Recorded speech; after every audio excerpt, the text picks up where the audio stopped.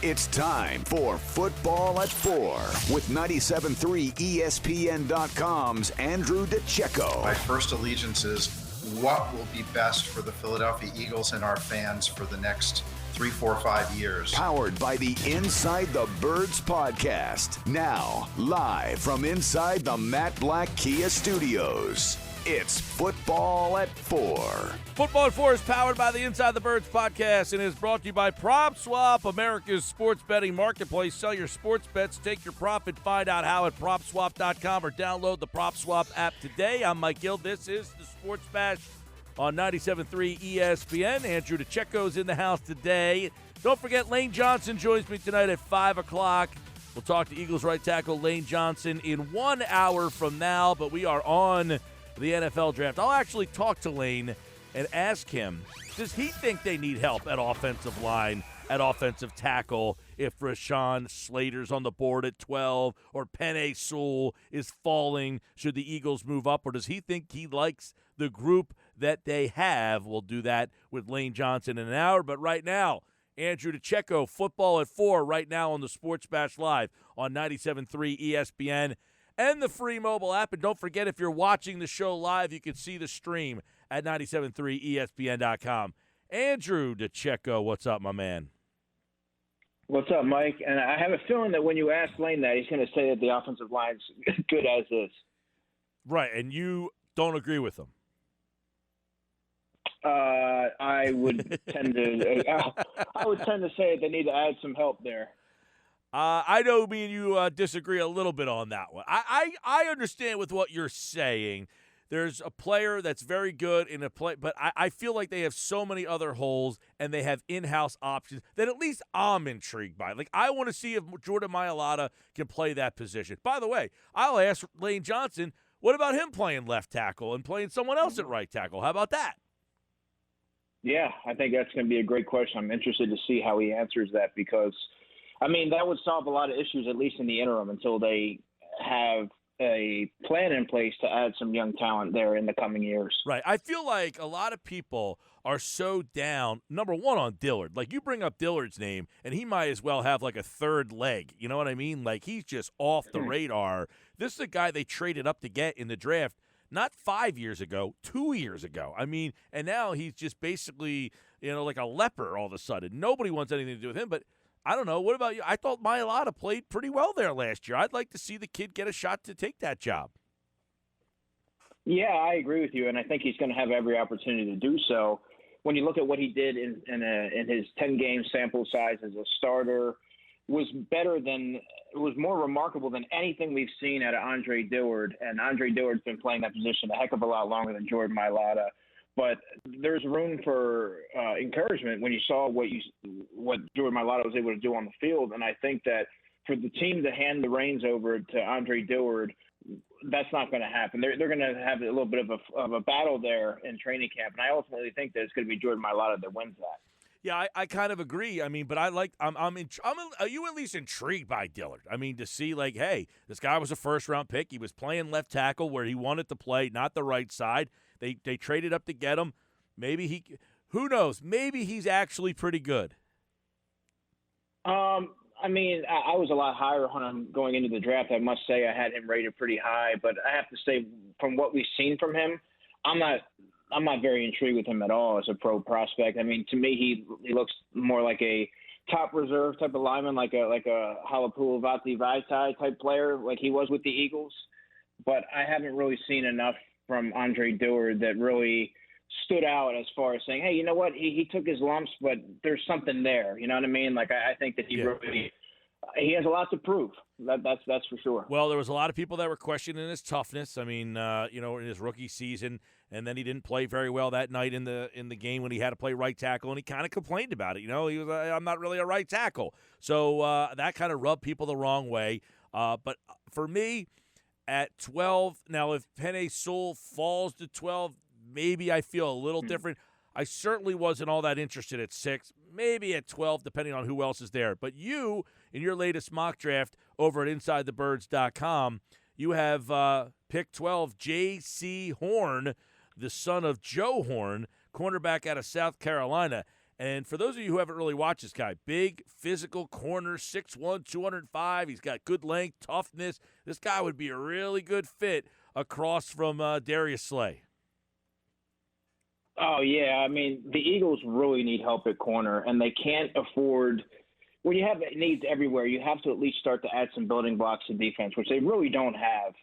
And when you look at their struggles at corner, let's get it. They need to just get it right this time. And don't overthink the pick. You're going to likely have your pick between Pat Surtain and you're going to have J.C. Horn there. And when you look at what he is, he's 6'1", 205. There's length, there's toughness that you're going to finally bring to the perimeter. He has that NFL bloodline. His father, of course, was Joe Horn. He's going to have the versatility, and he has the excellent change of direction, and he can handle receivers of all shapes and sizes. He brings that alpha mentality, and he's even a little bit too physical at times, which I think that with proper coaching, that can be they're going to have to rein that in because that's going to lead to a lot of penalties at the next level. But he is of that Jalen Ramsey type of mold as far as a physical player that you can put out there, and he's going to be able to handle any team's top receiver. I want to get your opinion before we go on to the rest of your mock draft here.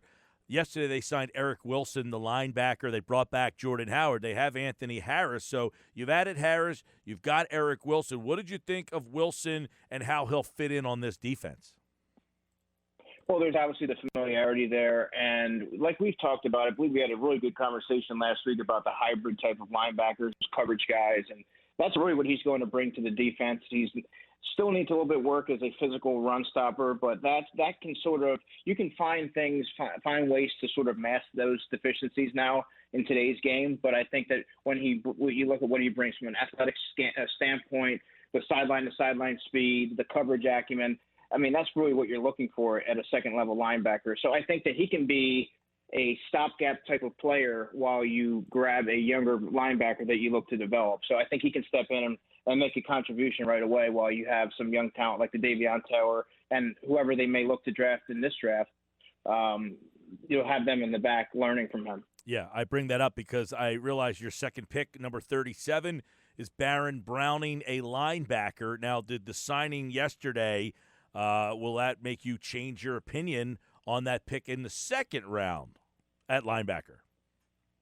No. I think they really need to start to add some youth to that, some impactful youth to the linebacker position. And you look at his skill set and his size and his athleticism and what he can bring to the second level. You're talking there, and he was by far the best defensive player in that range that the Eagles.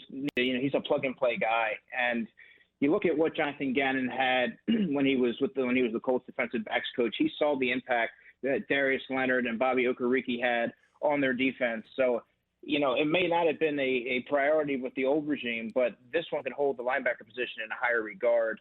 So I think that's something to keep in mind and not entirely rule out. And he has the skill set of the modern NFL linebacker, and that's really what the defense needs right now. They tried that with Nathan Gary. He's a former safety, and they liked his athleticism, but it just didn't work out. Davion Taylor still a ways away from making contribution, but Browning, he's a plug and play guy that can step in and start day one. All right, we're talking with Andrew DiCecco, Football at 4. We do it every day, 4 o'clock football right here on the Sports Bash. We've got some questions coming in on the video stream that we want to throw your way on the draft, Andrew.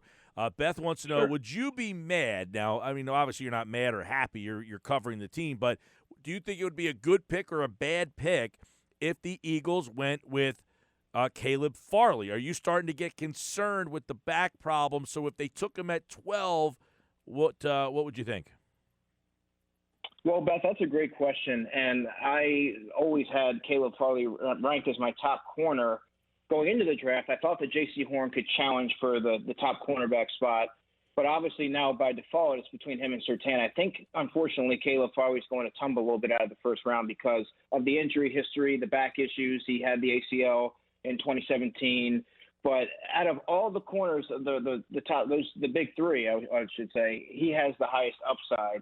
It's going to be availability is going to be his biggest question. And when the Eagles, with their lengthy injury history, and the Sidney Jones, that starts to come into play there, the history there, and I think that they might want to stay away from bringing in that type of player into the fold. All right, let's get some more questions here before we continue to go through your mock draft. Andrew, do you still feel the same way about the Eagles trade if they end up with someone like Kwity Paye or an offensive lineman now, or if they trade back again? That's another great question. And, yeah, I like the trade either way because they did add another asset. They're still going to get a difference maker there at 12. You mentioned Kwity Paye, and Kwity Paye is somebody that's not going to be flashy. It's not going to generate a very desirable headline. It's not a gaudy pick, but he has inside outside versatility. He's powerful. He's athletic, and he really adds a significant depth to a position of need. The Eagles really don't have a contributing young defensive end you can rely on outside of Josh Sweat. I don't include Derek Barnett in that because he still has a lot to prove. But Josh Sweat is someone that he's not really equipped to handle the lion's share of snaps due to his lengthy injury history. So I think adding a guy like Kwity Paye, Brandon Graham's getting a little bit older, that would be someone that I think would have a long-term benefit, and it might not pay off right away, but I think that he's kind of like Brandon Graham. I think that he would eventually be a long-term fixture off the edge. All right. So I think they're going to get a contributing player there at 12. Another question coming in wants to know, interesting question from the Inside the Birds guys today. So this guy's listening to both Inside the Birds and Football at 4. Cannot get enough football. Says they believe, I guess that's Mosher and Kaplan, that Carolina takes a cornerback now, which would potentially take one away from the Eagles, and I think we think Dallas might take one at 10. So do you think that 8 Carolina and 10 Dallas both take corners? Well, I think it's feasible that Carolina certainly takes one. They need help on their defense in a big way, and they're going to have a chance to select the top corner, which will, by most accounts, it's going to be Pat Surtain, and I think that he's a plug-and-play guy that can step in right away. He has a more refined skill set than the other two premier blue-chip corners. But as far as Dallas, let's not forget they took Trayvon Diggs last year. They have a lot of other needs as well, so that's far from a certainty that they would take a corner.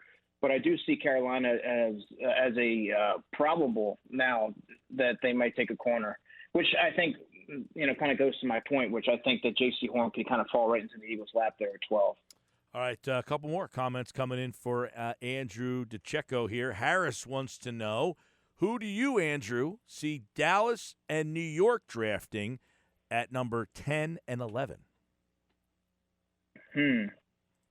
Well, I think Dallas could be certainly in play for maybe a Micah Parsons. I think that his skill set might be too tantalizing for Jerry Jones to pass on. I also wouldn't be surprised if they go like the Devontae Smith route to add some more weaponry to their offense. They usually don't shy away from that. It's kind of hard to say what direction they can go. Russo at the edge rusher. They can go a lot of ways because, like the Eagles, they have a lot of deficiencies. So those are just a few guys I can see them going. Corner ordinarily would be a direction I could see them possibly going, but they did add Trayvon Diggs last year, so I kind of think that might go out the window.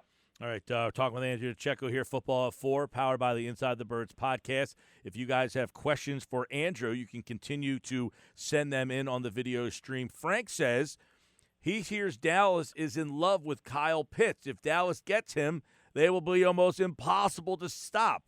Do you think Dallas is in play for Pitts if he's at number 10? Although I don't think you think he's going to be at 10. I don't believe he'll be at 10, Frank. But I mean, man, if you're Jerry Jones and it's going to be hard for him to pass on a Kyle Pitts. He's enamored with his offensive skill players. We know that. We see that. He came away with CeeDee Lamb last year, and he loves Zeke Elliott, and I think that the prospects of adding Kyle Pitts at 10 are slim. But if he's there, you can rest assured that I think that's going to be their pick. All right, here's one for you. Would Andrew mind if the Eagles double dipped at corner? And what are the options in rounds 3, 5, and even round 2? I mean, double dipping at quarter, I would almost say you wouldn't mind. You would advocate. Yeah, they really do need a pair because, I mean, Darius Slay's not getting any younger, and they really need to start kind of like when they added Lito and Sheldon back in '02. That's really what they need. They need to retool that entire secondary, and it's going to take a couple years. But yeah, this is the draft to start to add some of that talent, because you can find guys in the third, fourth round, even in the second round. I like Eric Stokes from Georgia in the second round. Even on day 3, there's a guy I like named Thomas Graham. He's more of the nickel mold. He's a 5'11", 200 pounds, scrappy guy, tough, great short area quickness. He's from Oregon, and I think that he could step in day 1 and play some nickel for you. I mean, there's going to be a ton of those type of guys out there, and hopefully they come away with 2, because that's really what they need. And also Tay Gallen from UCF is someone who's sort of climbing up draft boards. He's a little bit longer, not quite as quick as some of the other corners that I mentioned, but I think he also offers some length and size that Jonathan Gannon's worked with in the past, so he'd be a name to watch as well. Bruce says, I wouldn't mind doubling down on corner. Andrew, what do you think about Horn and Samuel at pick number 37?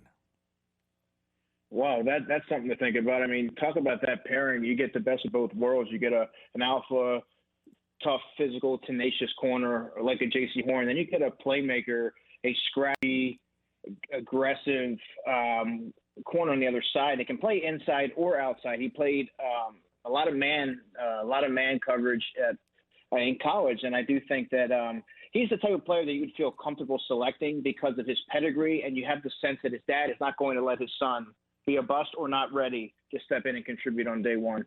So I think that he would be a safe option and also a great fit. So that's something to really keep an eye on as well. That's a great question. All right, I want to go back to your Eagles mock draft. You've got the Eagles going corner, linebacker, edge rusher with Patrick Jones from Pittsburgh. Fourth round is finally, this would be late third round, right? Is pick 84 would be late in the third. So that's where the Eagles, you finally have them going wide out with that second pick in the third round with De'Ami Brown out of North Carolina. Yeah, I mean, wide receivers in need, don't get me wrong, but you also don't want to reach, and you don't want to force something if it's not there. And they're going to have an opportunity this is a deep wide receiver class, and they're going to have an opportunity to get somebody like a De'Ami Brown from North Carolina. And, you might hear, he's not going to be there at 84. One thing you learn, it's a rule of thumb when assessing the draft, is you never speak in absolutes, because every year there's always someone who slides. You look at Chauncey Gardner-Johnson. A few years ago, everybody had him pegged as a first-round pick, and he went in the third round. These things happen all the time. But anyway, the skill set that he brings some size. He brings a lot of speed, a vertical element there. Tracks the ball very well. I think he would complement the young receivers that they already have in the Jalen Reagors, the Hightowers, the Quez Watkins, and give a young stable of receivers for Jalen Hurts to grow with. And, that would be some sort of a track team at receiver if you're able to kind of reel him in at 84. All right, let's get another question from a listener. John D. wants to know, Andrew, if both Parsons and Horn are on the board at 12, who would you draft? Well, I would take Horn, because I am, to kind of put it in these terms, I'm higher on Horn than I am Michael Parsons, and I like both of them a lot. I mean, those who follow my covers know how much I like both of those players, but I also think that at 37, you're going to have a chance to get a guy like a Baron Browning, who also, he's no slouch, and his skill set is very comparable to Michael Parsons. Might not have the big play potential, and the flashiness and the overall athleticism that Micah has, but I mean, he's going to be a day 1 starter and an early contributor. So I think if you get a top corner, who I actually have J.C. Horn. I mean, throughout the whole draft process, I was like, yeah, he might be my cornerback 1. You get a top corner, and then you get the second best linebacker by many accounts. I mean, that's a pretty good haul. Also, a question, Andrew. Who is your closest NFL comparison for J.C. Horn? And by the way, if you're watching the video, you see Andrew's mock draft is up on the screen, so you can check out the players that we haven't quite hit on yet over at InsideTheBirds.com. But question wants to know, who's your comparison for Horn? When I see J.C. Horn play, the first person that comes to mind is Jalen Ramsey. And just from a size, physicality perspective, when he's on the field, he wants the top guy. He's not afraid to make a tackle. They're scrappy. They're going to get after it, and they're not afraid to, to push their boundaries, so to speak, as far as officiating goes. So that's the most obvious comparison in my opinion. Well, if you end up getting a player of that magnitude at number 12, that trade's a home run. Well, he's not necessarily going to be. He's not he needs some overall polish to his game. He's not a Pat Surtain where he's going to step in there right away and not need a whole lot of refinement. I mean, there's certain areas of his game that he's been able to get by with overall athleticism. But I think you get him into an NFL building, his upside is tremendous, and I think his upside is greater than Patrick Surtain. So I think that in time he's going to be that dominant All-Pro corner that he's going to be drafted to be. All right, there we go. A lot of questions for Andrew today on the draft. Great questions. Yeah, good questions. As we get closer to this draft, we will continue to take your questions live for Andrew and the guys for Football at 4. Check out his mock draft over at InsideTheBirds.com. And, of course, he, like all guests, appeared via the Boardwalk Honda hotline. And Andrew will be back on Tuesday. More draft questions as we'll be 1 week closer. More draft conversation here on Football at 4. All right, Andrew, good stuff, man.